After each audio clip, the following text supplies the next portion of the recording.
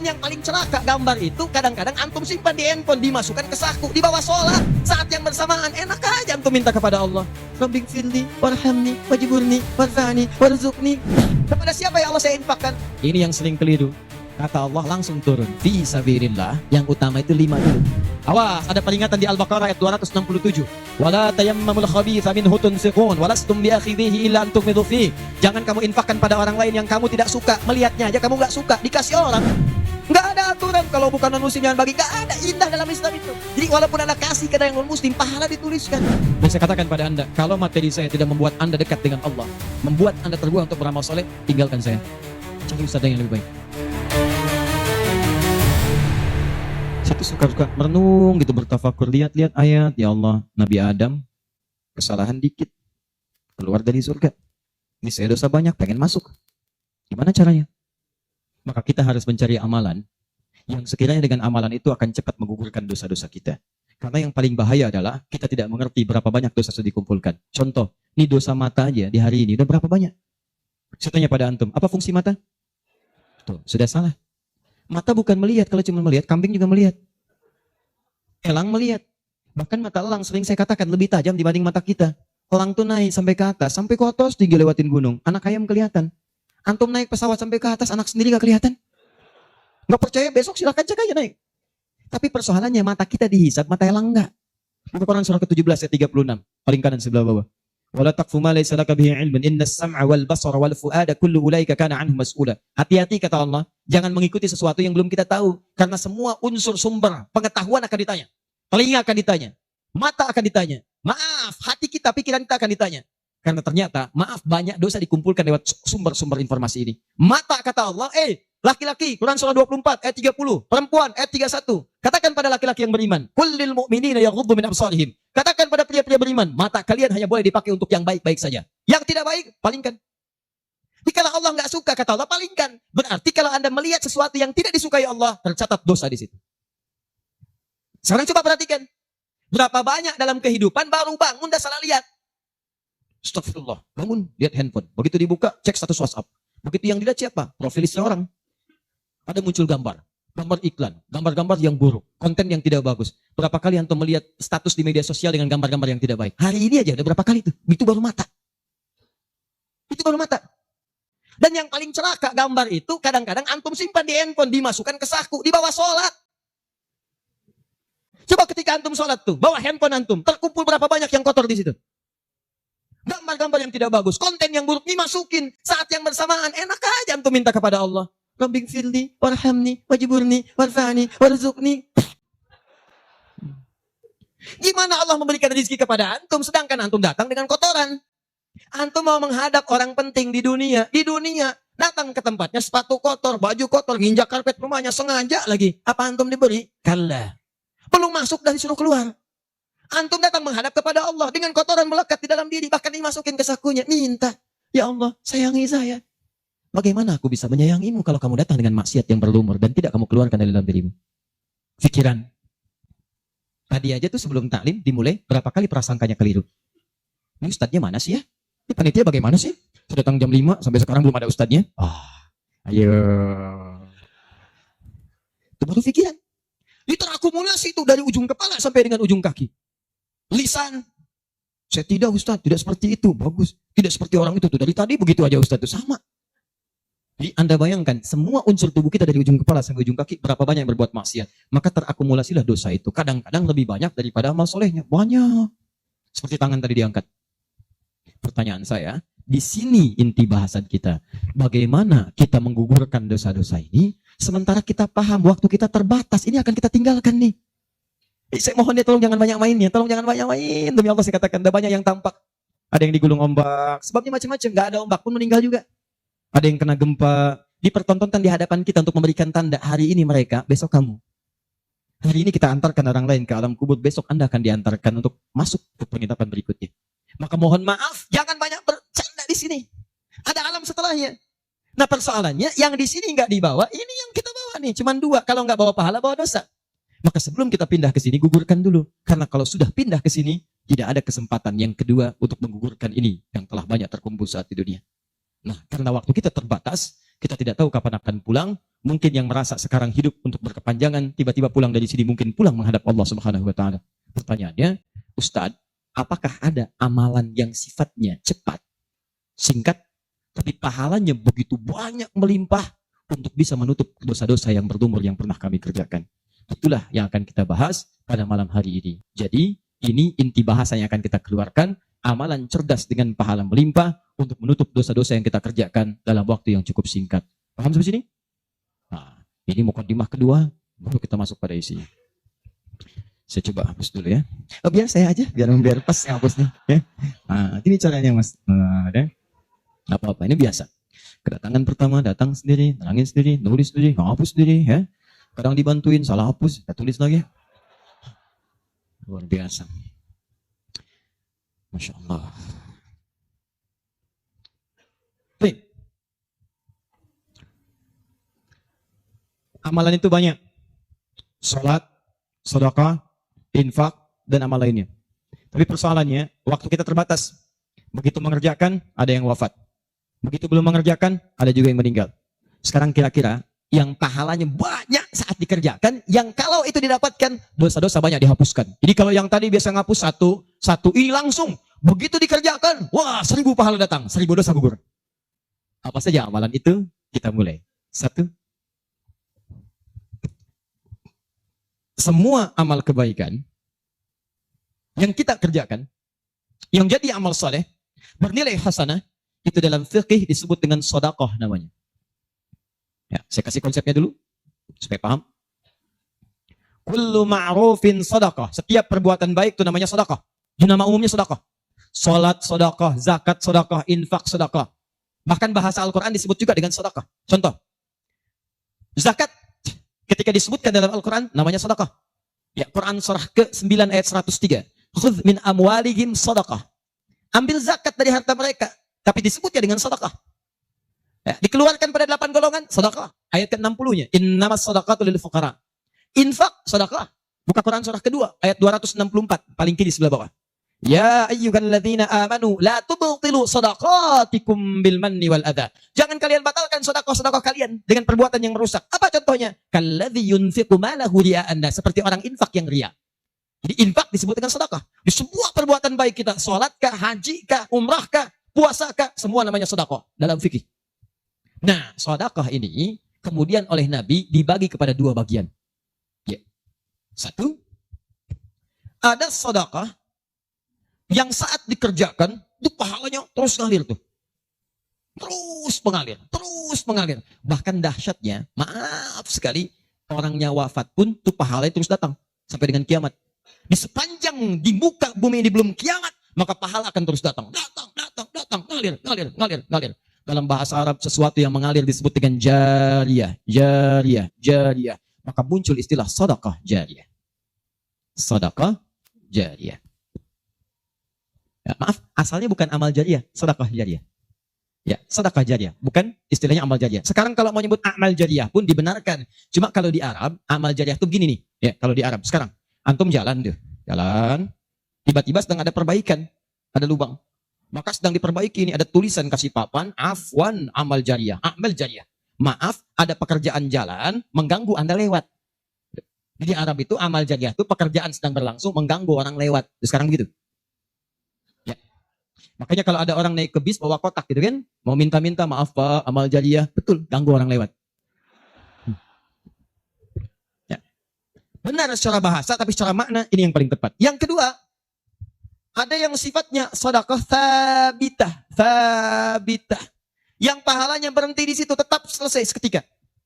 Thabitah. Jadi begitu Anda kerjakan, dapat pahala, sampai situ aja. Begitu selesai pekerjaan, selesai pahalanya. Thabitah, tetap selesai di situ. Maka kalau kita ingin cerdas, kata para ulama, semua dosa-dosa kita ingin dihapuskan, ditutup, hapus, maka Anda mesti keluarkan apa saja jenis-jenis sedekah jariyah itu. Supaya ketika selesai kita kerjakan, pahalanya tetap mengalir untuk menutup dosa-dosa kita. Maka kita akan fokus kepada amalan-amalan yang ini, yang saat dikerjakan, pahalanya terus mengalir. Tapi jangan lupa, hati-hati, yang ini pun dibagi 2 lagi. Awas, pelan-pelan. Jadi kita sepakati, kita ambil yang ini 1 untuk malam ini. Yang kedua, yang ini pun dibagi 2 lagi. Ada amalan sedekah tsabita saat dikerjakan pahalanya datang saat itu. Tapi yang paling menarik, ada nilainya kecil, ada nilainya besar, banyak. Jadi kalau dikerjakan ada yang nilainya cuma 10 aja. Tapi ketika Anda kerjakan yang kedua ini, ada yang 700, ada yang 70.000, ada yang 700.000 sekali dikerjakan. Sekarang kita akan keluarkan amalan apa saja yang saat dikerjakan itu pahalanya melewati batas yang standar ini. Jadi saat dikerjakan bukan 10 poinnya, tapi lebih daripada 10. Amalan apa saja itu pada sedekah tsabita dan amalan apa saja yang jariyah yang kita bisa keluarkan dan menggugurkan dosa-dosa kita. Sepakat sampai sini? Baik. 1. Kita langsung ke poinnya. Untuk yang sedekah tsabita, amalan standar yang tetap. Yang biasa-biasa, contoh, misal, sholat, begitu dikerjakan sekali, dapat 10. Selesai sholatnya, selesai pahalanya. Jelas? Baik. Tapi beda ketika antum mengerjakan sholat berjamaah. Ya. Dia tsabita, tapi pahalanya berlipat. Tsabita, tapi pahalanya berlipat. Baik, saya mau tanya pada antum, sholat sendirian 10, sholat berjamaah berapa? 27. Maka, kalau Anda ada ajakan berjamaah, sekalipun misalnya di tempat itu tidak ditemukan masjid, sedang di kantor, ada teman misalnya, alih-alih Anda sholat sendirian dan tidak bisa menemukan masjid, kenapa nggak ajak teman Anda untuk berjamaah? Walaupun cuma 2 orang. Beda pahalanya teman-teman sekalian sampai 17. Yang satu 10, yang satu 27. Karena sholat berjamaah itu hadisnya dibagi 2. Ada hadis yang mengajak ke masjid, ada hadis yang masjidnya nggak ada, cuma bisa berjamaah. Sholatul jamaati afdalu min sholatil fardi bisa bin wa isyrina darajah. Sholat berjamaah lebih utama daripada sendirian. 27 jamaah di sana sifatnya umum. Kalau ada di masjid, usahakan ke masjid. Kalau nggak bisa ke masjid karena alasan syar'i, maka yang penting jamaah. Saya suka bingung nih. Ini kan di rumah kamar banyak, tempat luas. Kenapa kok bisa di rumah ada 5 orang? Ini ada istri, ada suami, anaknya 2, asisten rumah tangga 1. Kok bisa ini sholat di kamar yang ini sholat di kamar yang ini sholat di ruangan yang ini? Kenapa di rumah itu nggak kumpul satu tempat berjamaah? Pahalanya 27. Satu kedua, 500 tahun. 2 ketiga, 500 tahun. Jadi kalau antum sedang lupa-lupa tuh, ingat-ingat dosa.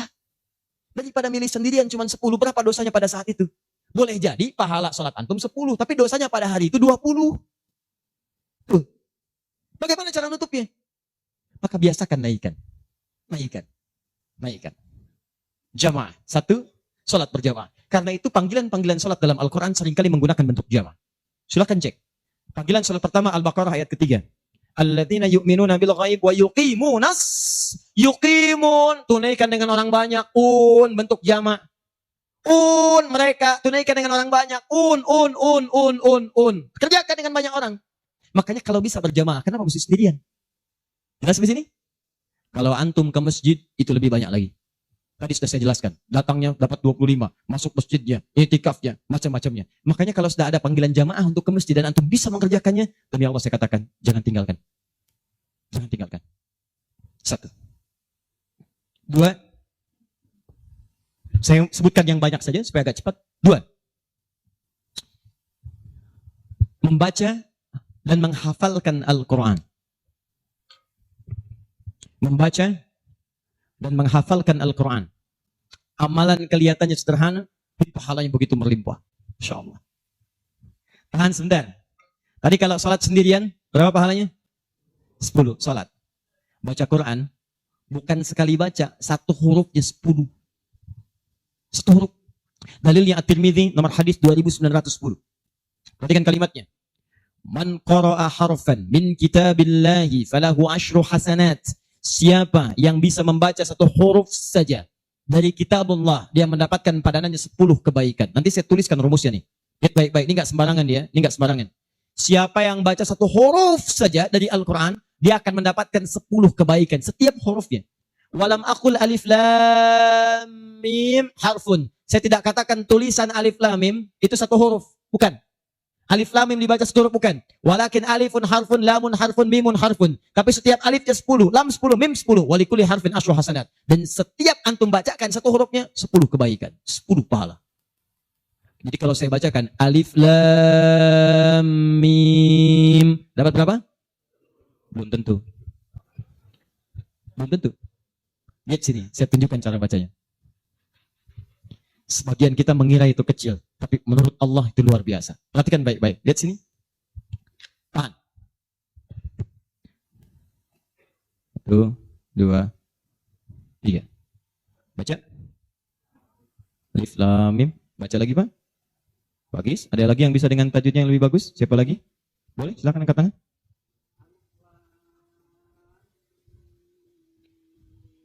Baik sekali. Ada yang lain? Ya. Bagus. Dikit lagi. Ada yang lain? Satu lagi. Masya Allah. Bagus sekali. Cuman sayang ini bukan alif lam mim, ini alam. Alam nasyrah laka sadrak.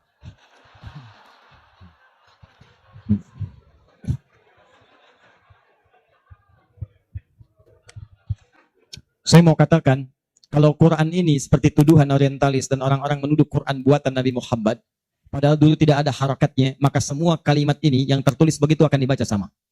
Tapi Masya Allah, yang satu alif lam mim, yang satu dibaca alam. Alam nasyrah laka sadrak. Alam tara kaifa fa'ala rabbuka bi ashabil fil. Tapi tiga-tiganya memiliki kesamaan dalam bentuk tulisan. Perhatikan baik-baik. 1, 2, 3. Kata Nabi, lihat. Jangan katakan alif lam mim satu huruf, tapi alifnya satu, lamnya satu, mimnya satu. Walikuli harfin asyru hasanat. Setiap hurufnya 10 kebaikan. Jadi kalau saya bacakan alif lam mim, ada berapa huruf? Kalau hitungan kita biasa, maka kita akan lihat 1, 2, 3. Tapi kalau antum belajar ilmu arud itu diantaranya ilmu, salah satu ya, untuk bisa menuliskan apa yang diucapkan, bukan apa yang tertuliskan lewat simbol. Dan itulah teman-teman sekalian, menjadi ukuran banyaknya pahala yang kita dapatkan. Tahan. Di ilmu bahasa Arab ada 4 cabang ilmu. 1 nahwu, 2 sharaf, 3 balaghah, 4 arud. Ini yang utama. Arud dibagi ke 16 cabang lagi, namanya bahar. Ada bahar tawil, ada rajas, ada madid, ya, dan seterusnya. Tawilun lahu dunal bukhuri fadailu, fa'ilun mafa'ilun, fa'ilun mafa'ilu. Rajas, mustaf'ilun, mustaf'ilun, mustaf'ilun, mustaf'ilun, mustaf'ilun, mustaf'ilun. Alfiyah itu Ibnu Malik, rumusnya rajas. Kalamuna lafdhun mufidun kastaqim, wasmun mafi'lun thumma harfunil kalim, wahiduhu kalimatun wal qawlu am, wa kalimatun biha kalamun qad yu'am, bil jarri wat tanwini wan nida wa al, mustadin lismi tamyizun hasal, bitafa'alti atat wa ya if'alli, wa nunik balanna fi'lun yanjalli. Itu rumusnya rajas. Tapi jangan antum heran, banyak orang mendalami kaidah ini untuk membuat puisi Arab. Lupa kalau ilmu ini bisa digunakan untuk membaca hadis-hadis Nabi. Dalam ilmu arud, jangan antum menghitung apa yang tertulis, tapi hitung bagaimana itu dibaca lewat bunyi yang terdengar. Perhatikan baik-baik. Ini tadi huruf apa? Alif. Maka cara menulisnya begini. Alif. Kata Nabi, alif. Nih. Berapa huruf?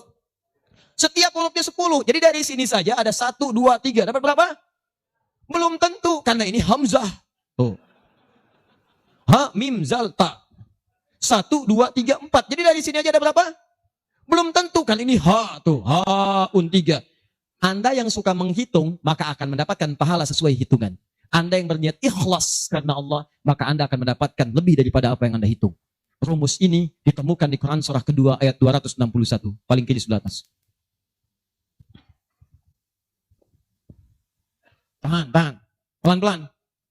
Ini rumus adanya di ayat infak. Tapi cara menerapkannya di semua kategori cara kita beramal. Orang kalau berinfak tahunya dapat 700. Mathalul ladzina yunfiquna amwalahum fi sabilillah kamathali habba. Orang yang infak di jalan Allah seperti menanam satu benih. Ambatat sab'a sanabil. Satu tumbuh jadi 7 tangkai. 1 kali 7, 7. Fikulli sumbulatin mi'atu habba. Setiap tangkainya ada 700, ada 100 benih. Ada 100 buah lagi. 7 kali 100, 700. Ayatnya suka dipotong sampai sini. Kalau Anda infak sekian, kalikan 700. Lupa, ayatnya belum selesai. Wallahu yudha'ifu liman yasha. Dan Allah akan melipat gandakan amalan tanpa batas bagi siapa yang tidak pernah berhitung. Jadi kalau Anda baca Qurannya hitung-hitungan, ini dosa hari ini berapa nih dikerjakannya? Oh 9, Masya Allah 9. Cukup 1 huruf aja. Nun. Tutup. 10. Besok dosa berapa? 15. Cukup 2 huruf. Toha. Selesai. Kalau Anda ngitungnya begitu, maka diberikan sesuai hitungan. Tapi kalau Anda tidak pernah berhitung, Allahu Akbar. Anda tidak tahu alif lam mim itu mungkin nilainya 30, mungkin 300, atau bahkan 3 juta, atau lebih daripada itu. Makanya kami sarankan, kalau Anda bisa mendekat kepada Al-Quran, maka tolong agendakan setiap hari. Semua sahabat itu punya agenda, Pak. Antum kenal gak Utsman bin Affan? Situ tidak senang ngangguk. Cuma di Semarang kenal Utsman bin Affan. Luar biasa. Tapi gak apa-apa, masih bagus. Kemarin saya baru dari Sukabumi, Hubud Dunia. Ada yang kenal Fir'aun. Ini masih untung Utsman. Tuh lihat ya. Utsman itu bukan cuma cerdas dalam urusan bisnis dunia, tapi tijarah akhiratnya itu luar biasa. Utsman paham, saya di dunia boleh kaya, tapi di akhirat bagaimana status saya? Maka beliau siangnya mengumpulkan harta dunia untuk ibadah, malamnya mengumpulkan pundi-pundi akhirat. Demi Allah saya katakan, Utsman itu di antara sahabat yang disebutkan oleh Imam An-Nawawi bersama Abdurrahman bin Auf, bersama Tamim Ad-Dari, yang diikuti kemudian oleh Imam Asy-Syafi'i generasi setelahnya, jauh setelahnya, itu punya amalan kalau malam terbiasa menghatamkan Al-Quran dalam tahajudnya. Khatam Quran.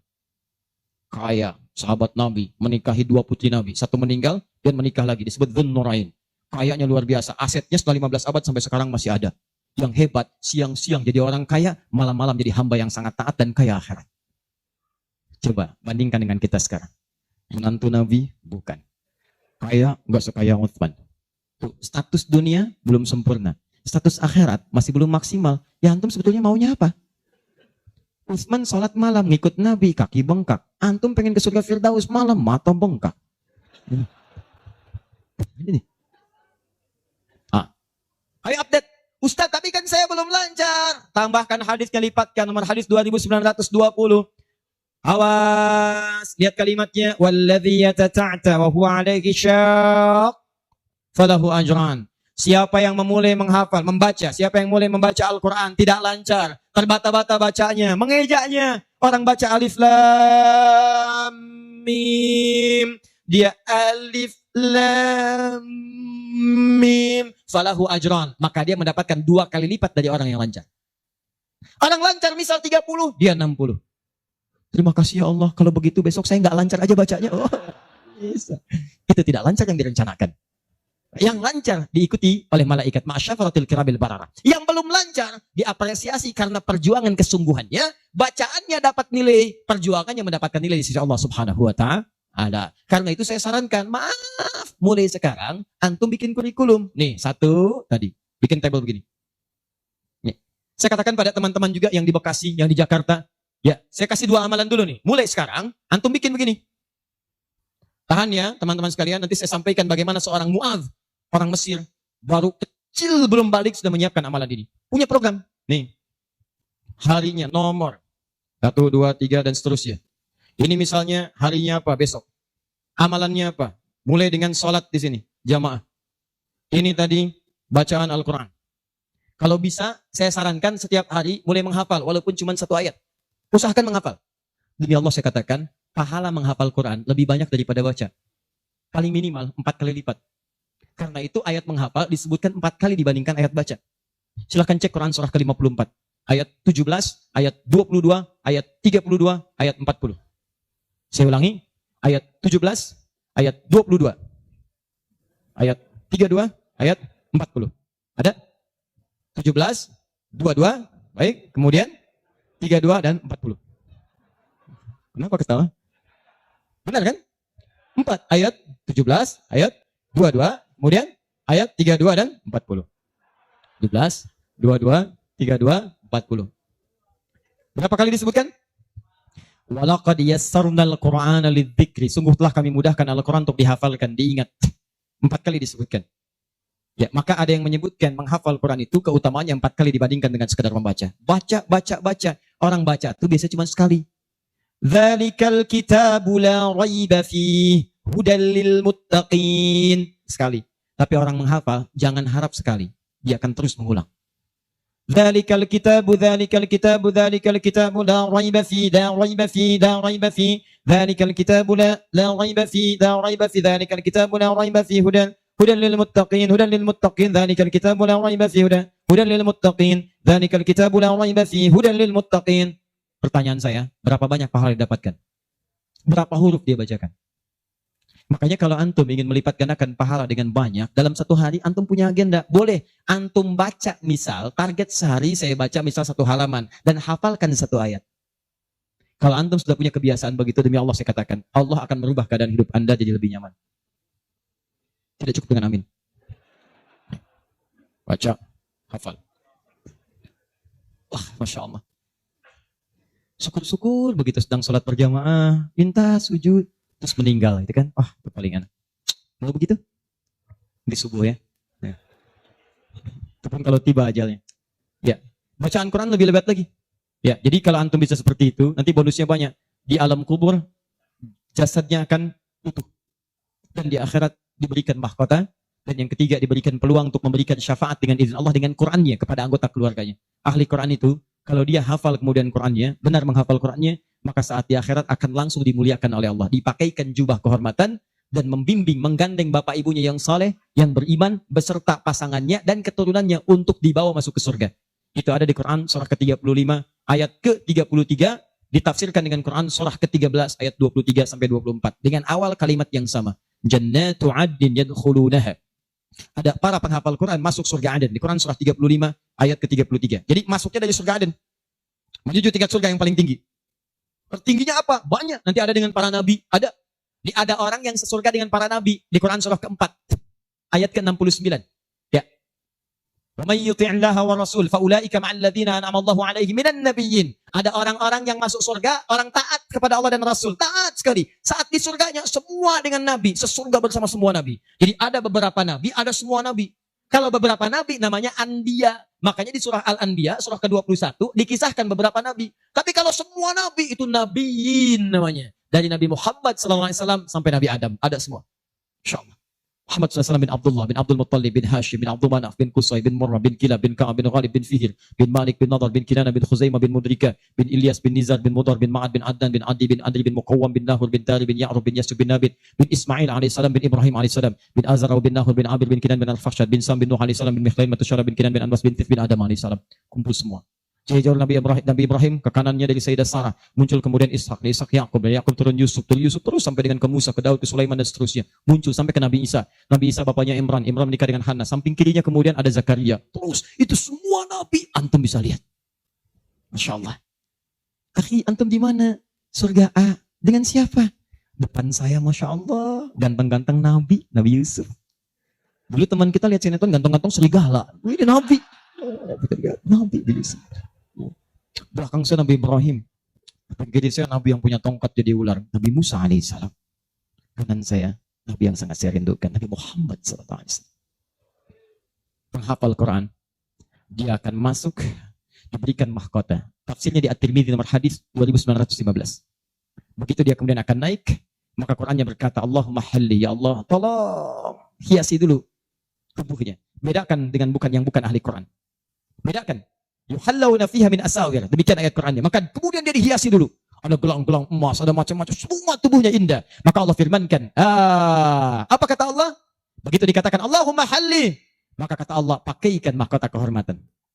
Begitu dipakaikan, ya Allah, berikan pula pada fasilitatornya, kedua orang tuanya. Sepanjang mereka beriman, maka dipakaikan di atasnya mahkota yang lebih terang daripada sinar masuk mentari yang ke rumah. Ya Allahumma ya Allah, Allahumma halli, ya Allah tambahkan kepada penghafal, bedakan dengan fasilitator. Fayulbasu ilaihi libasul karamah, maka dipakaikan jubah kehormatan. Begitu dipakai jubah itu, kemudian difirmankan, waqar, fa inna akhira qiraatika akhiru manzilatika. Sekarang kamu masuk ke dalam surga dengan bacaan Quran yang biasa kamu bacakan saat di dunia. Akhir tempat tinggalmu, disitulah ditunjukkan pada akhir bacaan Quranmu. Begitu dia baca Quran, setiap dia baca masuk surga, naik ke tingkat yang paling tinggi. Dan dahsyatnya saat dia akan masuk surga itu, dia akan menggandeng bapak ibunya, istrinya, keturunannya. Buka Quran surah ke-13 ayat 23 sampai 24.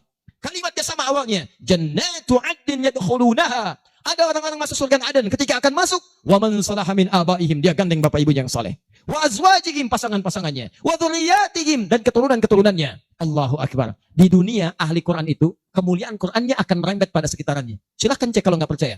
Anda punya anak hafal Quran 5 tahun, bapak ibunya akan ikutan mulia. Musa yang hafal Quran, bapak ibunya dihajikan. Ahmad Kabil yang hafal Quran, ibunya, perawatnya, gurunya, teman-temannya ikut haji semuanya.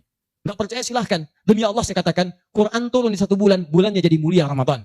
Quran turun di 1 malam, malamnya jadi mulia Lailatul Qadar. Quran turun di 1 hari, harinya jadi mulia hari Jumat. Quran turun di bawah malaikat Jibril, Jibrilnya jadi menjadi mulia, penghulu para malaikat. Quran diturunkan pada Nabi Muhammad, naik status jadi Sayyidul Anbiya wal Mursalin. Quran turun di Mekah, Mekahnya bercahaya. Quran dibawa ke Madinah, Madinah Munawwarah. Demi Allah, Quran tidak pernah singgah dimanapun kecuali orang itu dan tempat sekiranya akan jadi mulia. Kalau di Semarang ini, antum bikin halaqah Quran, di Semarang ada berapa hafid di setiap tempat, demi Allah saya katakan akan terjadi perubahan di tempat itu. Semua akan mulia. Jadi begitu digandeng bapaknya, ibunya, wa azwajihim, pasangannya, wa dzurriyyatihim, anak-anaknya, cucunya, masuk. Begitu masuk diparadekan, wal malaikatu yadkhuluna alaihim min kulli bab. Semua malaikat menyambut mereka di depan pintu surga, mengatakan salamun alaikum bima sabartum. Selamat, Anda telah sabar saat di dunia, menyiapkan bekal untuk pulang. Sabar menghafal Quran. Itulah yang disiapkan oleh Mu'adz. Anak usia 4 tahun. Saat saya berada di Mesir, anak ini masih dini, belum balik. Matanya kata orang buta, tapi hatinya begitu bersih. Dia bilang pada ayahnya, abati yuridul Quran. Pak, saya pengen jadi ahli Quran.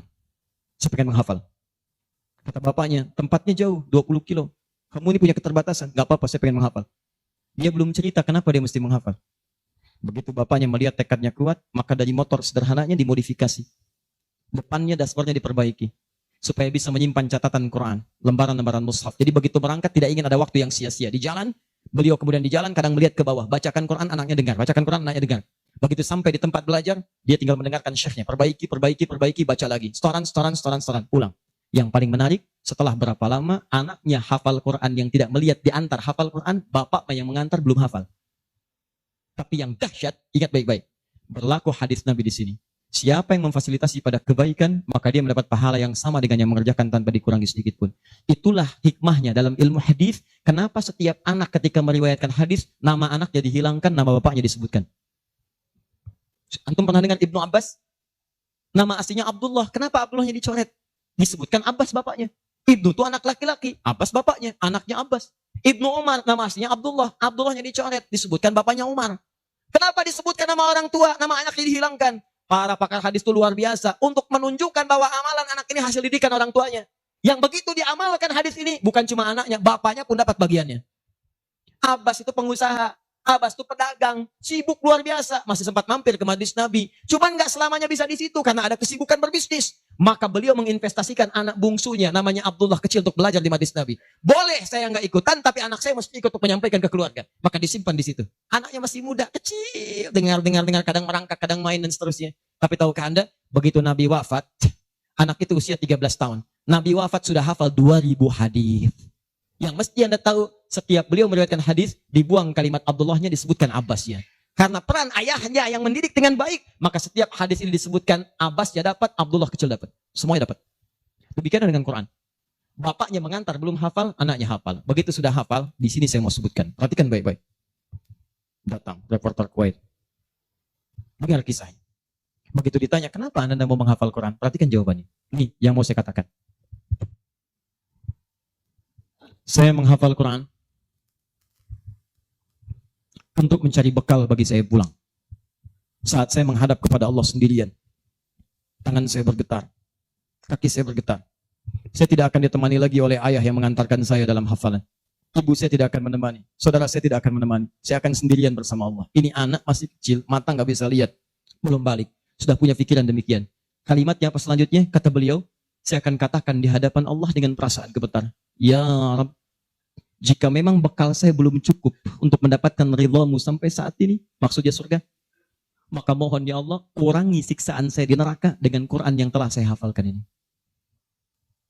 Ya Rabb, jika bekal saya belum cukup sampai saat ini untuk mendapatkan ridhamu, saya telah berhafal Quran ya Allah. Saya telah berusaha menghafal Quran untuk saya bawa sampai dengan saat ini. Kalaupun itu belum cukup mendapatkan ridhamu untuk masuk surga, tolong ya Allah, walaupun saya ke neraka, kurangi siksaan saya di neraka dengan Quran yang telah saya hafalkan. Anak buta, mata belum bisa melihat, keadaan demikian, belum balik, dia sudah mencari bekal untuk pulang. Wahai Anda yang katanya pengen ke surga, surganya Firdaus, pengen bersama Nabi, demi Allah saya katakan, dari 24 jam Allah berikan pada Anda, berapa yang sudah Anda siapkan mencari bekal akhirat? Ayo kumpulin dunia, ayo silakan, silakan, gak ada yang larang. Cuma satu saat, Anda akan lihat siapa yang tertawa, siapa yang tertunduk lesu, membawa catatan amalnya. Itu saya sarankan bagi Anda, ayo besok bikin. Nih, sholat mau di mana? Baca Quran mau berapa ayat? Hafalan mau berapa ayat? Mesti beda. Antum lahir belum hafal Quran wajar. Masa pulang pun gak ada yang dibawa? Ayo bawalah walaupun cuma satu ayat. Ya, saya satu surat Ustaz, An-Nas, tambah. Ya, jelas? Kalau sudah jelas, amalan ketiga. Saya cepat. Tenang ya, katanya pengen sampai subuh. 3, saya cepat. Setelah ini saya ke ujungnya. Kita sebentar lagi berakhir. Ketiga, infak. Infak. Masih ingat teman-teman? Kalau yang standar tadi, berapa pahalanya? 10. Infak paling minimal 700. Infak paling minimal 700. Allahu Akbar. Dalilnya Quran surah kedua ayat 261. Paling kiri sebelah atas. Tadi saya bacakan. Mathalul ladzina yunfiquna amwalahum fi sabilillah kamathali habbatin ambatat sab'a sanabil fi kulli sumbulatin mi'atu habba. Wallahu yudha'ifu liman yasha' wallahu wasi'un 'alim. Perumpamaan orang infak di jalan Allah. Infak itu, ini yang perlu saya luruskan. Tidak harus menggunakan uang. Infak itu pemberian bersifat materi. Makanan itu infak. Pakaian itu infak. Buah-buahan itu infak. Silahkan berbagi. Walaupun nggak ada uang, bisa kita gunakan dengan yang lain. Cek, kalau antum main ke Eropa, ada rezeki main misalnya. Main ke Auckland, ke New Zealand. Ya, di situ ada donation itu bukan cuma dengan uang. Food, kadang mereka kasih dengan makanan. Ada yang nyimpen ciki, kotaknya di situ. Di kotak infak itu, kotak dalamnya ada ciki, ada beras, dan macam-macam. Sampingnya ada yang uang. Cuma mesti dilihat dulu bagaimana bentuk kotaknya. Ya, kalau kotaknya belahan kecil, itu pasti uang. Bukan beras. Oh, ini beras nih. Dibuka dulu karungnya, digunikan. Tidak bukan. Silakan bebas. Ya, dan itu nilainya tinggi. Kadang-kadang antum lupa di majelis ilmu ada snacknya. Walaupun cuma kurma dapat 2, bagi 1 dengan teman. Air misalnya tidak harus semua oleh antum. Bagi, begitu antum bagi langsung dituliskan 700 kali lipat paling minimal. Demi Allah saya katakan paling minimal 700 kali lipat. Makanya zaman Nabi itu ada satu keluarga yang berlomba tuh mendekatkan diri pada infak walaupun dirinya kekurangan. Agak aneh itu cara berpikirnya. Ya, jadi kalau dibandingkan manusia sekarang nggak dapat. Saya mau tanya begini, antum di rumah persediaan, antum punya anak 2, antum dengan istri, 1 suami, 1 istri, 2 anak. Di rumah ada persediaan makanan untuk 2 anak antum saja. Antum aja nggak makan malam itu, cuma ada anak 2. Untuk mereka kalau nggak makan mereka bisa nahan lapar semalaman. Tiba-tiba antum ditawarkan oleh seseorang, ada tamu nih, mau nggak dijamu di rumah? Bisa nggak? Pertanyaan saya, kalau ada orang yang datang seperti itu ke tempat antum, Mas, ini ada tamu, saya nggak bisa jamu, bisa nggak antum jamu? Di rumah antum cuma ada makanan untuk anak-anak, antum pun nggak bisa makan. Pertanyaan saya, dijamu nggak teman itu? Kenapa diam? Hai ahli surga, kenapa diam? Lihat cara berpikirnya. Kalau cara berpikir kita hanya ke makanan saja, maka kita katakan, Ustaz, anak saya aja dapatnya makanan seperti itu, kami pun nggak makan, bagaimana bisa diberikan pada tamu? Tapi cara berpikir Talhah dan keluarganya agak beda. Begitu Nabi katakan ada tamu, kita datang langsung angkat tangan. Duluan ngangkat, padahal yang lain banyak yang punya banyak makanan. Tapi cara berpikirnya, kapan lagi saya dapat 700 lebih? Kapan lagi saya dapat diangkat langsung tangannya? Ya Rasulullah saya. Sebelum yang lain ngangkat, angkat tangannya. Maka diantar kemudian ke rumahnya. Sampai di rumah, istrinya dikatakan, duhai sayang, ada titipan Rasulullah. Bahasanya bukan ada tamu, ada titipan Rasulullah. Allahu Akbar. Ada titipan Rasulullah. Maka istrinya langsung membaca, saya paham. Saya bertugas menidurkan anak-anak dulu, tidurkan. Yang suaminya menyiapkan makanan. Begitu sudah jadi kata suaminya kepada tamu tadi, Anda silahkan makan di sini, saya temani dulu istri saya. Gak enak rasanya, meninggalkan sendirian. Begitu temannya makan, dia berpura-pura makan di bilik yang lain. Membunyikan bunyi-bunyi seakan-akan makan. Begitu sudah kenyang, tanpa mukaddimah yang lain langsung pamit. Terima kasih sudah menjamu saya, semoga Allah berikan pahala. Pamit malam itu juga. Begitu selesai pamit, subuh-subuhnya datang menghadap pada Rasulullah pagi-pagi. Apa yang terjadi? Turun ayat Quran surah 59 ayat 9 sampai 10 itu. Walladzina tabawwa'ud dar sampai ke kalimat wa yu'thiruna ala anfusihim walau kana bihim khasasah. Tuh cara berpikirnya. Jadi kalau antum melihat peluang seperti ini, enak teman-teman sekalian, banyak sekali. Tidak harus uang, pakaian, makanan macam-macam. Jadi kalau antum beli buah tuh, antum beli 5, di rumah ada 3 orang, berarti antum mesti sadar Allah titipkan yang 2 lagi untuk peluang infak antum. Bukan tuh antum habiskan semua. Kok bisa orangnya cuma 3, beli mangga 5? Siapa yang menggerakkan antum untuk beli 5 mangga? Orang cuma 3, berarti yang 2 lagi itu Allah gerakkan untuk mendapatkan pahala. Ada peluang di situ. Lu kepada siapa ya Rasulullah saya berikan? Kepada siapa ya Allah saya infakkan? Ini yang sering keliru. Kata Allah langsung turun. Fi sabilillah, yang utama itu 5 dulu. 5. Kalau Anda temukan 5 ini, dia peluang infaknya sangat tinggi untuk diberikan. Siapa mereka ini? Ada di Quran surah kedua ayat 215, paling kanan sebelah bawah. Yas'alunaka madza yunfikun. Mereka bertanya pada Muhammad sallallahu alaihi wasallam, ya, awas, apa yang harus kami infakkan? Pada siapa? Maka turun jawaban, qul ma anfaqtum min khair. Katakan kalau mau infak mesti yang paling bagus. Jadi kaidah pertama.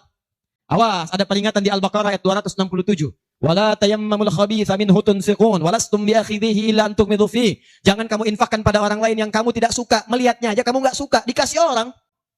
Antum punya uang 50.000 1, wah masih keras, bagus, luar biasa. Masuk dompet enak dilihat. Yang kedua, wah sudah lecek, Dekil of the kumel. Wah, dilihat gak enak, baunya gak nyaman. Tiba-tiba ada orang lewat. Pak, sedekah Pak. Pertanyaan saya, maaf, mana yang antum berikan? Yang lecek atau yang bagus? Tuh. Ingat, kalau urusan zakat mal, berikan yang bagus. Zakat mal, pilih. Paham?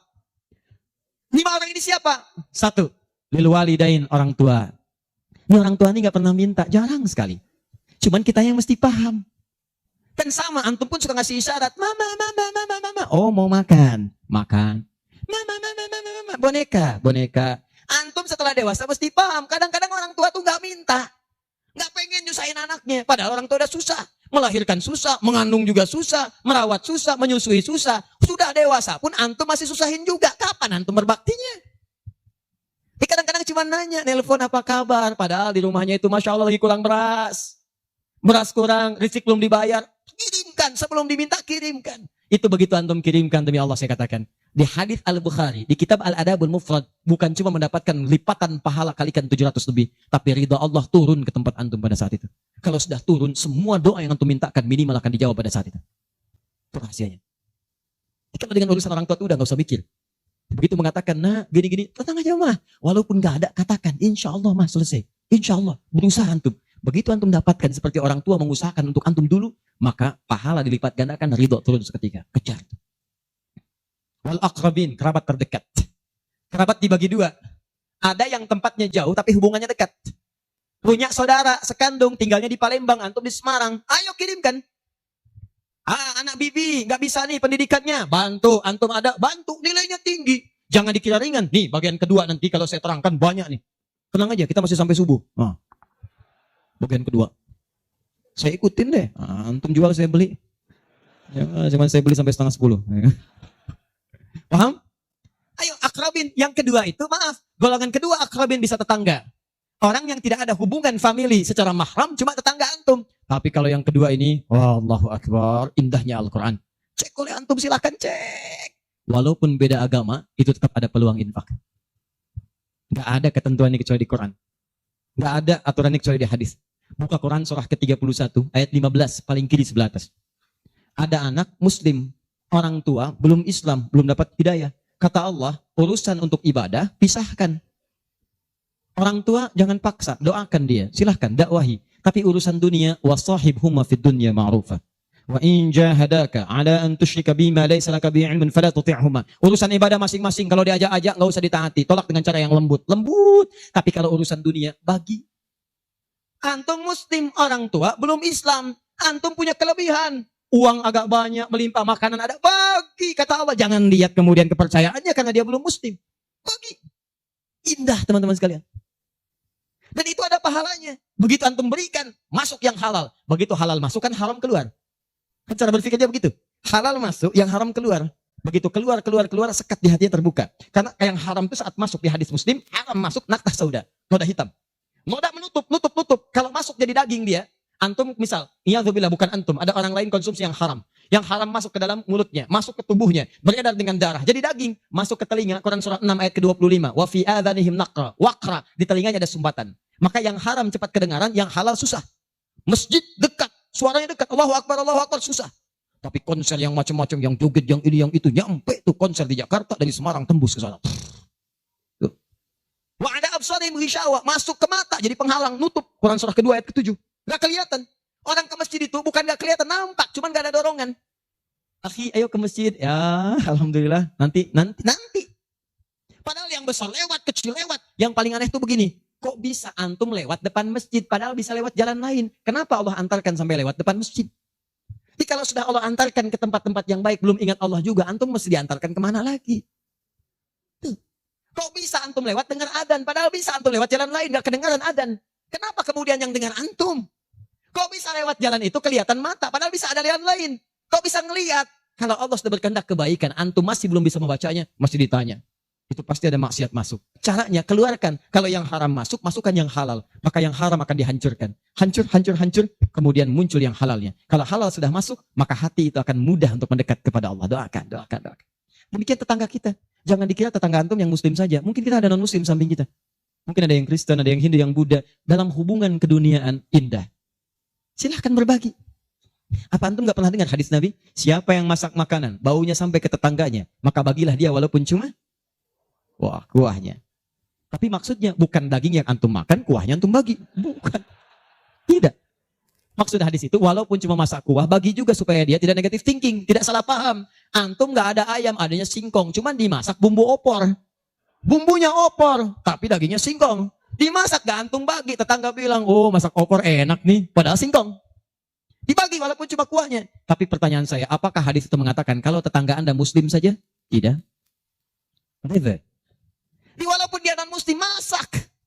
Bagikan sebelum dia menghirup baunya, ketuk pintunya. Begitu diketuk dia keluar. Ada apa Pak? Ini ada makanan walaupun sedikit, mudah-mudahan bisa bermanfaat. Bapak baik sekali, terima kasih. Bukan baik, Allah yang memerintahkan saya untuk berbagi. Dan saat itulah kalimat Allah mengalir di hati yang paling bening, menghunjam ke jiwanya.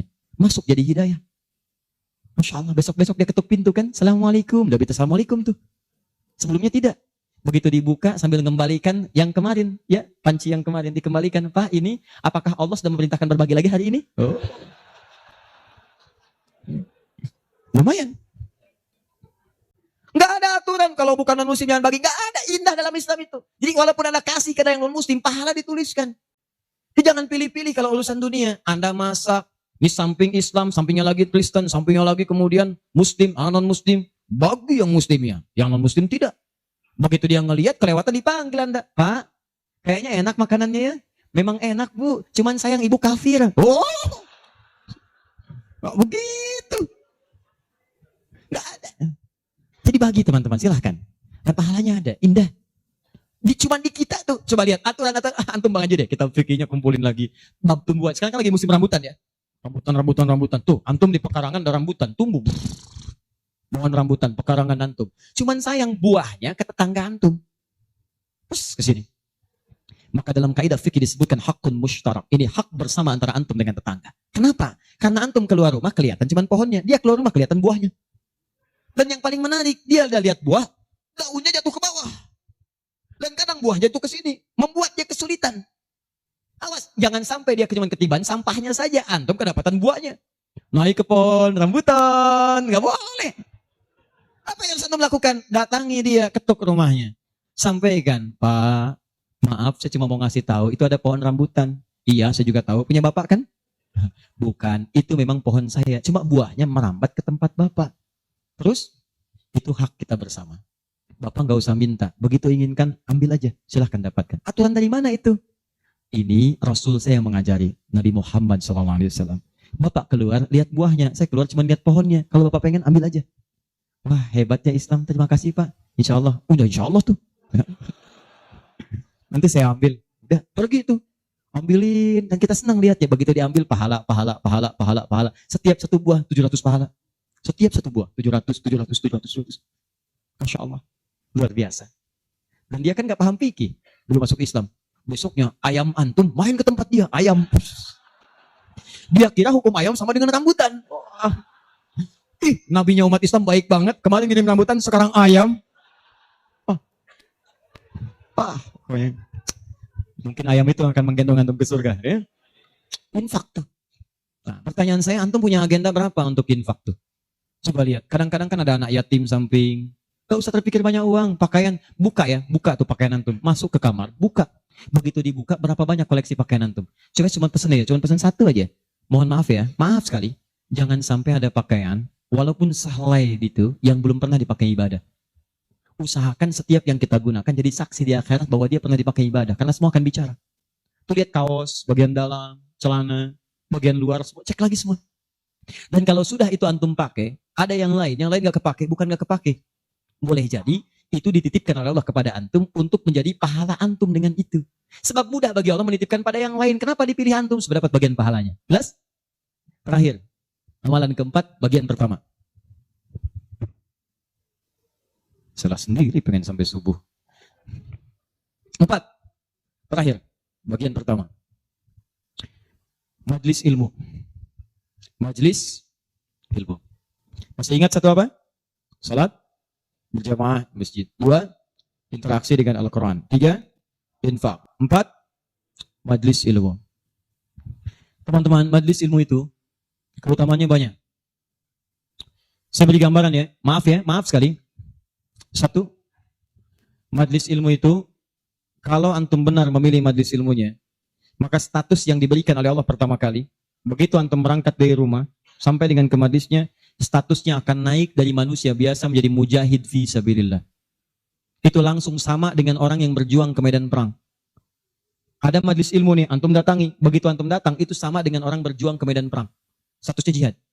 Kalau meninggal antum, di pertengahan, walaupun belum sampai ke situ, maka statusnya langsung syahid, pahala syahid.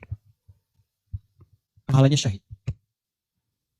Majlis ilmu, satu, berpeluang mendapatkan pahala senilai jihad. Kedua, kalau wafat bisa syahid. Dalilnya Quran surah ke-9 ayat 122, paling kiri sebelah bawah di mushaf. Wa ma kana al-mu'minuna liyanfiru kaffah. Kenapa mesti semua orang beriman pergi ke medan perang semua? Saya akan turunkan satu amalan kata Allah yang kalau kamu amalkan ini, maka statusnya akan sama dengan orang yang berjuang di medan perang. Sama persis. Apa itu? Falaula nafara min kulli firqatin minhum ta'ifah liyatafaqahu fid din. Kenapa tidak ada sementara orang di antara mereka mau datang ke majlis ilmu untuk mempelajari tuntunan agamanya? Waliyunziru qaumahum idza raja'u ilaihim la'allahum yahdharun. Dan dia mencatat pelajaran-pelajaran itu dan dia bawa pulang, dia sampaikan pada keluarga yang tidak belajar. Perhatikan baik-baik. Ayat ini mengatakan, kata Imam Mustafa Al-Maraghi, ayat ini mengatakan bahwa menuntut ilmu itu nilainya sama dengan jihad fi sabilillah. Artinya kalau wafat penuntut ilmu maka statusnya syahid. Kalau syahid maka dosa berpeluang digugurkan, amalan naik. Itu seketika pahala bisa datang dan surga. Pernah dengar seorang yang pernah membunuh 100 orang? Begitu dia mau tobat, di mana dia diarahkan? Kata ulama pada saat itu, pergi kamu ke majlis sana. Ke majlis ilmu, disuruh ke majlis ilmu. Begitu dia berangkat di pertengahan jalannya, berangkat, meninggal di tengah jalan, meninggal. Statusnya dalam keadaan di tengah jalan ke majlis ilmu, dia bertobat kepada Allah, diterima tobatnya. Saat berangkat tuh meninggal di tengah-tengah, ada pahalanya. Apa yang terjadi? Surga. Surga, diampuni dosa, naik ke surga. Di sini turun kemuliaan yang ketiga, disebutkan di hadis Nabi, riwayat Ibnu Majah, nomor hadis 233. Ibnu Majah, nomor hadis 233. Rawinya sahabat Abu Darda. Man salaka tariqan yaltamisu fihi ilma sahalallahu lahu tariqan ilal jannah. Siapa yang menyiapkan dirinya melangkah menuju majlis ilmu, maka setiap langkahnya akan langsung dituliskan oleh Allah yang meringankan nanti langkahnya ke surga. Di setiap langkah itu dihitung. Pahalanya bukan pahala biasa, ringan ke surga. Itu pahala syahid tadi. Ya, Qurannya ada di Quran surah keempat ayat 100, paling kiri sebelah bawah. An-Nisa ayat 100, Quran surah 4 ayat 100. Di ujung ayat, wa may yakhruj min baitihi muhajiran ila Allahi war rasuli thumma yudrikul maut faqad waqa'a ajruhu 'ala Allah. Siapa yang berniat merubah dirinya, ingin lebih dekat dengan Allah dan Rasulnya, kemudian dia merubah diri. Bagaimana cara merubahnya? Ulama sepakat. Pertama, datang ke majelis ilmu. Supaya punya ilmu untuk merubah diri. Jangan langsung kerjakan amalan, tapi belum tahu ilmu. Ilmu qabla al-amal. Antum beramal tanpa ilmu, celaka amalannya. Saya ingin berubah. Kemarin saya nggak pernah sholat. Saya pengen jadi hamba yang taat. Ya Allah, saya tobat. Besok saya akan sholat subuh 3 rakaat. Bisa. 2 ya 2. Paham ya? Jadi ini gambarannya. Kemudian pahala yang ketiga. Cepat. Setiap dia sudah sampai ke majlis ilmu, disebutkan oleh sahabat Ibnu Abbas radhiyallahu taala anhuma, dinukil oleh Syekh Muhammad Hashim bin Asy'ari di kitabnya Adabul Alim wal Muta'allim, bab yang pertama, paragraf yang kedua, paling kanan di pertengahan. Orang yang sudah masuk ke majlis ilmu, maka pahalanya langsung dituliskan 700 kali lipat. Tanpa henti, naik terus diangkat. Dan itu berlangsung sampai diamalkan. Jadi kalau ada seorang hamba, cuman dia beramal tanpa ilmu. Dengan seorang hamba beramal dengan ilmu, beda pahalanya 700. Misal, antum masuk ke majelis ilmu nih, dapat 700. Diajarkan tentang sholat, bab sholat, diajarkan. Kalau anda mengangkat tangan setelah menghadap kiblat, hadisnya, misal disebutkan di hadis riwayat Abu Dawud, nomor hadis 857. Di Al-Bukhari disebutkan, anda saya angkat tanganmu, bisa sejajar dengan bahu. Ucapkan Allahu Akbar. Saat diucapkan, rasakan. Buang urusan semua dunia ke belakang. Buang, jangan bawa dunia. Hanya Allah yang paling akbar. Begitu antum tahu dalilnya seperti itu, caranya bagaimana, itu langsung dituliskan. Baru takbir sudah mendapatkan 700 kali lipat. Tapi kalau antum cuma sholat saja, abid, sholat, gak paham bacaan, gak paham gerakan, dituliskan cuma 10. 700 kali lipat. Ma baina darajataini khamsumi'ati sanatin. Di antara satu kedua 500, dua ketiga 500, tiga keempat 500 tahun. Majlis ilmu. 4. Di hadis yang tadi, di Ibnu Majah nomor hadis 233 dari sahabat Abu Darda, orang yang menuntut ilmu itu teman-teman sekalian langsung, ya, wa innal malaikata la tadau ajnihataha ridwan li talibil ilmi. Mendapatkan ridha malaikat. Ridha malaikat. Mendapatkan ridha malaikat. Jadi antum jangan dikira biasa nih. Dari setiap berangkat sampai ke sini, itu malaikat menaungi antum, membentangkan sayapnya. Cuma memang dibuat oleh Allah gaib, nggak kelihatan. Sebab kalau kelihatan nggak akan jadi datang ke sini antum. Baru keluar rumah malaikat tuh begini. Siapa? Malaikat maut. Paham ya? Baik. Nah, dari semuanya ini puncaknya teman-teman sekalian, puncaknya derajat antum akan diangkat oleh Allah. Diangkat. Dua. Satu karena ilmunya, kedua karena imannya. Dalilnya Quran surah ke-58 ayat 11. Yarfa'illahu alladhina amanu minkum walladhina utul ilma darajat. Jadi saran saya dengar ini ada 46 majlis taklim berkumpul di sini. Ini anugerah. Tidak mudah mendapatkan itu. Tidak mudah. Ini saran saya, setiap ada majlis ilmu, ayo datangi. Bagi waktu masa dalam sepekan gak ada untuk akhirat. Dunia aja kejar dunia. Kenapa gak nyari akhirat? Gak banyak kok. Sabtu kalau gak Sabtu Ahad susun nih taklim siapa? Ustadz Fulan, Syekh Fulan, Habib Fulan. Cari di mana tempatnya. Tapi ukurannya 3 kata Al-Quran. Cuma 3 ini. Kalau gak ada yang 3, maka 5 kemuliaan ini tidak akan didapatkan. Apa yang 3 itu? 1. Sifatnya majlis ilmu itu majlis yang memahamkan antum dalam urusan agama. Bukan menjauhkan anda dalam urusan agama. Dalilnya Quran surah ke-9 tadi ayat 122. Liyatafaqahu fiddin, membuat mereka paham tentang agama. Jadi kalau ada majlis yang hanya membuat tertawa, tidak ada isinya, bahkan menjauhkan antum dari Allah, ngolok-ngolok ayat Al-Quran, ngolok-ngolok hadis dan sebagainya, maka yang seperti itu bukan majlis yang dimaksudkan lewat ayat tadi. Jelas? Ya. 2. Syaratnya kata Allah, kalau antum ingin masuk majlis, statusnya disyahid, maka antum mesti berniat dengan benar saat masuk ke majlis ilmu untuk memahami itu dengan mencatatnya dan memahaminya. Jadi begitu antum paham, catat, bawa catatan itu untuk kembali sampaikan kepada orang-orang yang tidak belajar. Itu sekarang lebih mudah, share di media sosial. Antum sekarang dapat satu hadis, share. Begitu di-share ada daripada share yang tidak jelas. Bikin status. Semarang mendung aja bikin status. Hari ini Semarang mendung, emang kenapa? Apa dengan status antum akan berubah jadi cerah? Tidak ada. Sudah. Bikin yang bagus. Hadis kirimkan. Hadis Nabi SAW. Keutamaan bagi seorang pekerja. Keluarkan. Begitu antum share ke teman-teman antum pengusaha, mereka semangat semua. Semangat. Antum jangan lupa begitu diinjakan kaki bekerja karena Allah, setiap tapak itu pahala. Kirimkan ayatnya. Kawan-kawan, Quran surah ke-4 ayat 34, berita gembira untuk kita. Niatkan yuk karena Allah. Begitu di-share, mereka lihat 10 orang meniatkan karena Allah. Antum dapat bagian pahalanya tanpa dikurangi sedikit. Kirim. Jelas? Nah, ini kalau gitu antum kurunkan. Majlis ilmu mana di sekitaran Semarang? Siapa ustadznya, siapa syekhnya yang bisa mengangkat iman, bukan cuma datang, bisa menangkat ilmu. Ya, lihat. Ini saya sedikit detilkan nih. Maaf ya, sedikit aja. Saya sedikit detilkan. Mengangkat ilmu dan iman itu bersamaan disebutkan. Yarfa'illahu alladhina amanu minkum walladhina utul ilma darajat. Jadi kalau ada majlis imannya mengangkat tapi ilmunya tidak, maka ini pun belum seimbang. Atau ilmunya luas tapi iman gak terangkat. Ini jadi masalah. Apa ciri orang terangkat imannya? Maka dia gemar menunaikan amal soleh. Maka jika anda menemukan majlis-majlis mendorong anda mengerjakan amal soleh, ikuti majlis itu. Dan saya katakan pada anda, kalau materi saya tidak membuat anda dekat dengan Allah, membuat anda terbuka untuk beramal soleh, tinggalkan saya. Cari ustadz yang lebih baik. Saya bukan ustadz seperti yang disyarat oleh Al-Quran. Cari majlis lain. Tapi cari ustadz-ustadz yang membuat anda dekat dengan Allah. Cari. Kedua, ilmu anda meningkat. Ilmu meningkat itu apa cirinya? 2 cirinya. 1, dengan ilmu itu memudahkan anda ibadah. Misal, sholat. Belajar sampai paham bacaan dan gerakan sholat supaya mudah ibadahnya, khusyunya dapat. Ini kan ada sindiran di Quran, kata Allah, banyak orang sholat gak paham bacaan dan gerakan sholat. Ayo jujur, katakan pada diri sendiri, sampai sekarang malam ini, berapa persen bacaan sholat yang antum pahami? Jangan-jangan anda sholat tapi gak ngerti yang dibaca, bagaimana bisa khusyuk? Ruku gak ngerti, sujud gak paham, bagaimana bisa khusyuk sholatnya? Antum minta rizki, isa aja 4 kali, warzukni, minta rizki. Habis sholat minta lagi. Ya Allah mohon berikan aku rizki. Yang tadi apa saat sholat? Warzukni. Ya bagaimana kita bisa mengerti apa yang diucapkan kalau kita tidak belajar? Makanya cari. Nah mengerti itu bahasanya paham. Fikih. Makanya ada kitab sholat namanya fikih sholat, fikih umroh, fikih haji. Belajar sampai paham. Tuh lihat berapa banyak sekarang yang umroh. Tapi gak paham yang kerjakan. Putar. Sekarang kadang suka sedih gitu. Apalagi banyak yang ria. Ria itu kan menggugurkan amalan. Begitu disampaikan habis amal. Ini ada yang jual kebun, jual tanah nyampe sana gak ada nilainya. Sekarang orang aja tawaf sampai live. Subhanallah, alhamdulillah. Kelihatan di sana, kelihatan. Pindah kiri, la ilaha illallahu akbar. Tuh, kenapa nggak dipahami? Dan tawaf itu indah. Kalau antum benar tawafnya, dijanjikan oleh Allah doa apapun seketika dikabulkan.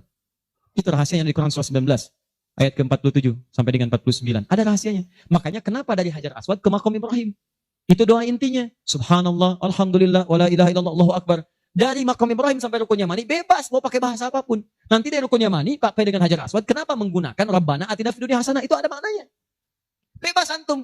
Mau pakai bahasa Indonesia juga silakan. Mau pakai bahasa Jepang, bahasa Sunda, bahasa Jawa, bebas silakan. Minta. Tapi kadang kasihan, minta enggak, yang dibaca enggak paham dan sebagainya. Ada tuh dulu waktu saya tugas di Saudi 2010. Ini hebat walaupun tidak harus ditiru begitu caranya, tapi dia benar. Dia minta dengan bahasanya. Di multazam dia mau, ya Allah, hamba mohon ya Allah, hamba datang ke sini minta, enggak banyak, cuman minta berikan jodoh. Belum menikah ya Allah, mohon karuniakan jodoh terbaik. Depan Ka'bah di multazam, tiba-tiba datang perempuan tinggi, putih, hidungnya mancung, langsung ditunjuk kasih contoh. Kayak gini ya Allah. Saya beneran tuh, nggak bercanda.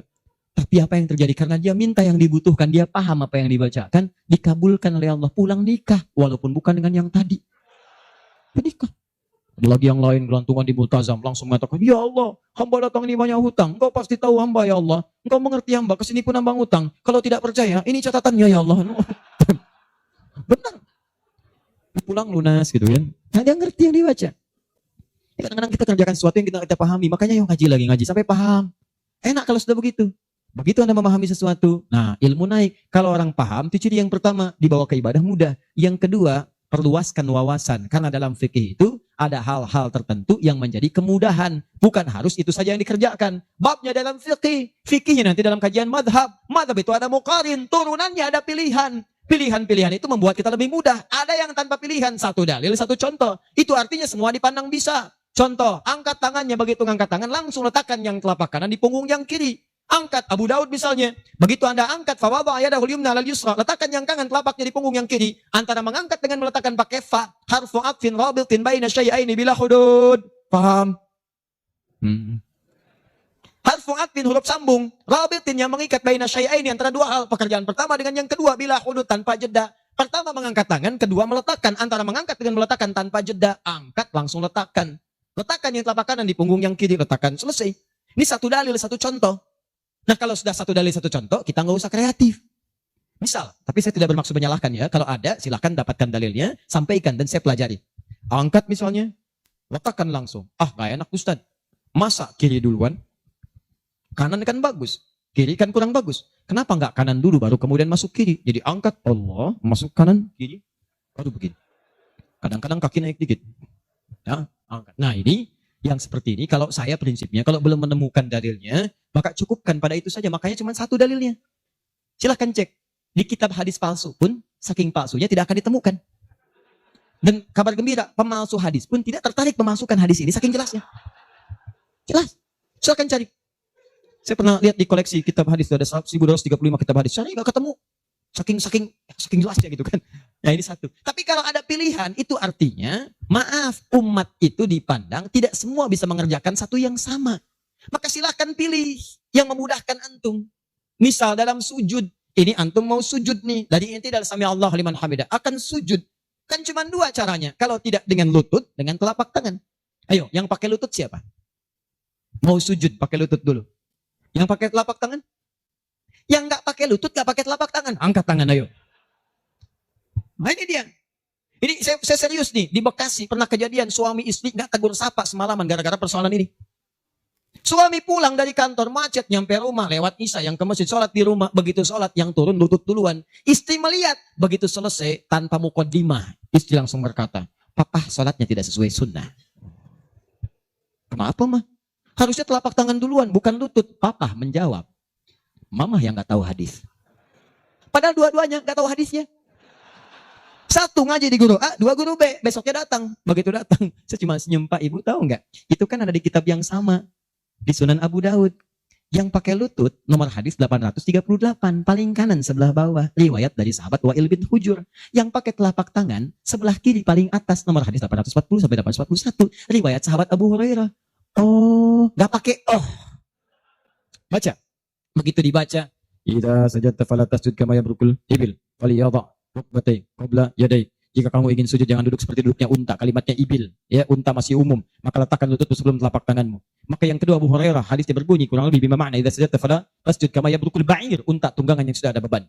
Faliyadha yadaika qabla rukbatai. Maka letakkan telapak tanganmu sebelum lututmu. Bu, Pak, ini Wa'il lebih duluan masuk Islam dibandingkan dengan Abu Hurairah. Saat itu awal-awal Nabi masih kuat, kelihatan ikut perang Badar, perang Uhud, macam-macam. Begitu Nabi sujud, lutut duluan. Begitu nanti Abu Hurairah masuk Islam, itu 3 tahun sebelum Nabi wafat, 7 Hijriah. 3 tahun sebelum wafat, usianya kurang lebih 60 tahun. Beliau sudah punya persoalan. Saya mau tanya pada Bapak Ibu, kalau ada orang sudah sepuh, persoalan pertama dia apanya? Lututnya. Makanya diriwayatkan kadang beliau kemudian menggunakan tongkat, kadang bersandar kepada tiang-tiang. Karena lutut mulai bermasalah, maka yang dahulukan telapak tangannya. Sebetulnya ini kemudahan Pak, Bu. Maksudnya bukan masalah tua atau muda. Antum pun jangan salah simpulkan. Jadi kalau ada teman antum masih muda misalnya, tiba-tiba turun telapak tangan duluan. Tua. Bukan. Bukan begitu cara memahaminya. Ya, bukan. Maksudnya apa? Ini kemudahan. Karena yang punya masalah di lutut bukan cuma orang tua. Antum atlet, ada masalah. Antum jalan, lutut keseleo. Gak bisa. Gunakan telapak tangan. Antum pengen dengan lutut, gunakan boleh. Telapak tangan sah, lutut boleh. Yang salah itu yang kepala duluan. Belum apa-apa udah rame. Yang kunut, ini hadisnya. Yang tidak kunut, ini hadisnya. Tinggal pilih aja. Kunut tuh karena begini, ini riwayatnya begini. Yang tidak kunut begini pilihannya. Yang milih kunut siapa? Oh, Imam Syafi'i, Imam Malik. Yang tidak milih kunut siapa? Imam Abu Hanifah. Yang tengah-tengah ngambil lazilah siapa? Imam Ahmad bin Hanbal. Antum tinggal ikuti aja. Pilih mau yang mana. Yang salah yang tidak sholat subuh. Itu. Yang bismillah jahar, ada dalilnya. Dipilih oleh Imam Syafi'i. Yang sir silent ada dipilih oleh Imam Ahmad. Yang tidak pakai bismillah ada dipilih Abu Hanifah, termasuk Imam Malik. Yang rakaat pertamanya jahar selanjutnya tidak ada dipilih oleh Abu Hurairah, tercantum dalam Al-Bukhari. 70 hadis 4 kali cara ada, semua Nabi mengerjakan. Nabi mengerjakan semua, antum tinggal pilih. Karena nggak bisa mengerjakan semua-muanya. Nggak bisa Ustaz, saya orang Semarang, sunnah banget bukan cuma sunnah. Besok subuh saya imamin 4 cara bismillahnya. Bisa lebih daripada Nabi. Bismillahirrahmanirrahim. Bismillahirrahmanirrahim. Tidak dibaca sama sekali. Oh iya. Itulah yang disebut dengan pilihan. Ma dhahaba ilaihi. Ma sesuatu dhahaba ilaihi yang condong untuk dipilih karena memudahkan. Disingkat jadi madhab. Madhab. Dari ma dhahaba ilaihi. Ada singkatan. Di Arab ada singkatan. La hawla wa la quwwata illa billah hauqala. Bahkan ayat Al-Quran itu ada ungkapan singkatannya. Bismillahirrahmanirrahim. Basmalah. Alhamdulillahi rabbil alamin. Alhamdulillah. Sudah setengah 10. Saya kira teman-teman karena waktunya terus beranjak, saya cukupkan mungkin kita sama-sama tutup dengan mengucapkan hamdalah. Hamdalah. Tidak. Alhamdulillahirabbil alamin. Enggak, itu contoh tadi, bukan belum selesai kita. Contoh. Masih sampai subuh, tenang. Nah, contoh. Hamdalah alhamdulillahirabbil alamin. Jelas? Inilah diantara amalan yang bisa menguat. Kalau sudah begitu ilmunya luas, wawasan luas, tidak akan ada pertikaian dan sebagainya. Yang ada dalilnya, itu yang kita pedomani. Yang tidak ada, kita pelajari. Kata Nabi, kamu tidak diutus untuk memaksa orang. Ingatkan, kalau mau ingat, alhamdulillah. Kalau tidak, jangan jadi musuh. Jangan sampai perbedaan antum menghambat antum untuk minum teh bersama. Begitu Ferguson. Akhir. Sepakat ya? Sepakat, sudah bukan zamannya ribut sana sini, sudah silahkan aja ya. Sepanjang ada dalilnya itu kita kerjakan. Yang penting ngaji dengan baik. Terakhir, saya tutup betulan ini. Ya betulan. Terakhir, kita nggak ngerjain amalnya, tapi dapat transferan pahalanya. Kita tidak mengerjakan amalnya, tapi pahalanya dapat. Apa di antara amalan itu? Nah, ini yang kedua yang mau saya sampaikan. Ada 3 peluang amalan. Saya sampaikan dengan cepat. 1, share pengetahuan. Sharing, bagi. Itu yang diisyaratkan Quran surah ke-9 ayat 122. Dengan Quran surah ke-58 ayat ke-11. Luaskan. Ya ayyuhalladzina amanu idza qila lakum tafassahu fil masajid. Ya fil majalis tafsahu yafsahillahu lakum. Hai orang-orang beriman, jika dikatakan padamu luaskan majlis, luaskan. Maksud di situ luaskan ada 2. 1, luaskan tempat. Jadi kalau ada orang berdesak-desakan atau masih ada space, jangan ditutup-tutup, buka, luaskan. Yang kedua maksudnya luaskan itu diperluas infonya. Sampaikan. Mungkin antum gak bisa datang, tapi ketika antum sampaikan infonya, Allah dari informasi antum ada 10 orang datang. Antum dapat pahala dari 10 orang itu tanpa dikurangi sedikit. Bagaimana Ustadz kalau kita nge-share aja tapi gak usah datang? Semua nge-share gitu kan? Dikosongnya. Tidak, itu prinsip pertama. Luaskan kebaikan. 2.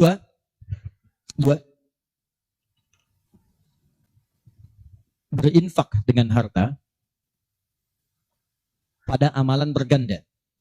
Berinfak dengan harta pada amalan berganda. Maksudnya sedekah jariyah. Contoh. Tadi kan saya contohkan 4 kan? 4 ya? Masih ingat tadi?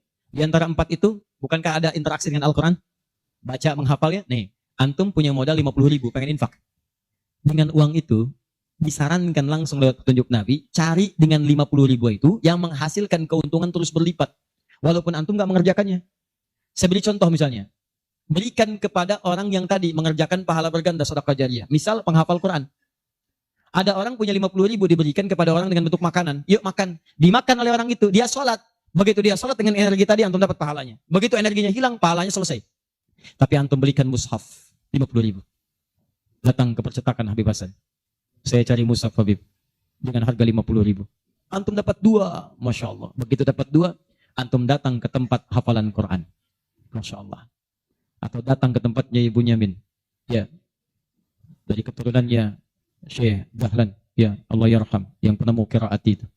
Begitu datang ke situ, berikan kepada anak-anak penghafal Quran. Atau ke tempat-tempat penghafal Quran. Datang ke Yanbu, ke Kudus, berikan. Modal cuma 50.000, mushaf 2 diberikan kepada penghafal Quran. Tadi saya katakan dari awal, hafal Quran itu penghafal gak akan pernah menghafalkan dengan satu bacaan. Dia akan mengulang-ulang. Anda bayangkan, modalnya cuma 50.000 sama dengan tadi. Mushaf 2 jadi 2. Begitu dimukan dan dipegang oleh penghafal Quran, dibaca oleh dia, dihafalkan. Allahu Akbar. Berapa banyak bacaan dia bacakan dalam sehari? Baca. Transfer mengalir kepada antum. Semua yang dia bacakan, dia hafalkan, semua mengalir untuk antum. Modalnya cuma 50.000. Yang menarik, antum meninggal. Mushafnya masih ada, dibaca lagi ada yang lain. Mengalir lagi, modal 50.000. Yang menarik, mushaf dah rusak. Cuman penghafal tadi udah hafal Quran 30 juz. Dia punya murid lagi. Jangankan punya murid, ngimamin dia. Dengan wasilah mushaf dari antum tadi. Begitu mengimami, pahala lagi transfer. Yang hebat, dia punya murid 10 orang. 10 itu punya murid lagi, 10 lagi. Gak habis-habis, cuma 50.000 modalnya. 50.000 rupiah. Mushaf. Itu yang disebut amalan cerdas. Waktu kita terbatas. Coba apa yang kita dapatkan, itu yang kita cari. Dan sahabat tuh begitu. Bilal tahu, uang saya gak banyak. Nggak tahu beliau, saya nggak punya banyak uang. Idul Kurban tuh orang beli sapi. Kalau kita sekarang, mereka beli kambing, ada yang beli unta. Oh, Bilal nggak kebeli. Tapi saya pengen intinya satu, pengen menyampaikan sedekah karena Allah. Yang lain membeli kambing, beliau beli ayam. Bukan kurban dengan ayam, tapi intinya bagaimana berusaha menabung untuk mendapatkan sesuatu bersedekah karena Allah di hari itu. Dan nilainya itu luar biasa, dipuji oleh Nabi SAW. Termasuk Ibnu Abbas dibiasakan demikian, dipuji oleh Nabi. Makanya mulai teman-teman sekalian. Dan penghafal Quran gak akan pilih-pilih. Mushaf siapa tuh? Ini wakafnya Pak Haji Yunus. Udah banyak pahalanya. 1 huruf aja. Oh gitu ya? Iya. Qaf. Gak ada baca. Paham ya? Nah itu teman-teman sekalian. Dan yang terakhir. Ini yang lebih hebat lagi. Ini pahalanya langsung surga. Surga. Masya Allah. Sepanjang antum beriman, beramal saleh dan meninggalkan maksiat. Apa diantaranya? Memfasilitasi orang lain. Yang sekiranya menghasilkan dengan ibadah itu pahala surga. Haji, umrah. Kalau wafat dia dalam penunaian itu dengan benar, maka al-hajjul mabrur laisa lahul jazaa illal jannah. Haji mabrur tidak ada pahala yang setimpal kecuali surga. Antum sudah luas, semua sudah haji dan sebagainya. Tiba-tiba lihat orang ibadahnya bagus, belum ada kesampaian, tiba-tiba antum fasilitasi. Dia haji mabrur dapat surga, antum dapat bagiannya tanpa dikurangi sedikit pun. Dan berita baiknya, haji pun disandingkan di Quran dengan umrah. Dalilnya Quran surah kedua ayat 196. Wa atimmul hajja wal umrata lillah. Makanya kalau ada yang mau haji, mau umrah, saya sarankan tolong hilangkan semua hal, jauhkan yang bisa merusak amalan. Sayang. Ria tuh buang-buang, habis antum. Kasihan. Udah disiapkan surga, antum kemudian tukar lagi dengan keburukan. Ya, itu yang disayangkan. Udah jauhkan ria, sum'ah, macam-macam. Fokus, antum tuh mau ibadah, fokus. Termasuk dari rumah. Tidak salah kalau antum ingin kumpulkan orang, ingin menyampaikan permohonan maaf, minta doa, itu nggak salah. Cuma jaga sesuatu yang bisa merusak amalan. Ya, antum kumpulkan warga komplek untuk ngasih tahu, mohon maaf besok saya akan berangkat umrah. Mohon maafkan saya banyak dosa supaya saya tenang di sana beribadah. Dan tolong mohon doakan supaya kami diterima umrahnya. Ini umrah pertama kami. Mungkin juga yang pertama di komplek ini ya, warga belum pada umrah, Pak RT belum, RW belum. Insya Allah di sana kami doakan supaya bisa umrah. Habis tuh amalan. Jelas ya? Baik. Saya kira ini pertemuan kita di malam hari ini. Semoga Allah memberikan kemuliaan pada kita semua. Terakhir, saya punya satu permintaan. Boleh? Satu ini saja. Mohon dalam setiap sujud antum, baik tahajud atau sholat atau yang lain, saya cuma minta mohon doakan kepada Allah agar Allah mengampuni dosa-dosa saya dan keluarga. Itu saja. Saya tidak minta banyak. Semoga Allah muliakan antum semua. Dan yang lainnya, nanti barangkali panitia menyampaikan ada door prize, entah apa itu namanya, wallahu a'lam. Semoga yang terbaik untuk antum seluruhnya. Demikian, subhanakallahumma bihamdika asyhadu an la ilaha illa anta astaghfiruka wa atubu ilaik. Allahumma rabbana taqabbal minna innaka antas samiul alim wa tub alaina innaka antat tawwabur rahim. Rabbana la tad'a lana fi maqamina hadha wa fi kulli maqamin dhanban illa ghafarta wa la hamman illa farajta wa la daynan illa qadayta wa la maridan illa shafaita wa la hajatan min hawaijid dunya wal akhirati fiha laka ridan wa fiha lana as-salah illa qadaytaha ya arhamar rahimin. Allahumma rabbana atina fid dunya hasanah وفي الآخرة حسنة وقنا عذاب النار فضلك سبحان ربك رب العزة عما يصفون والسلام على المرسلين وآخر دعوانا أن الحمد لله رب العالمين.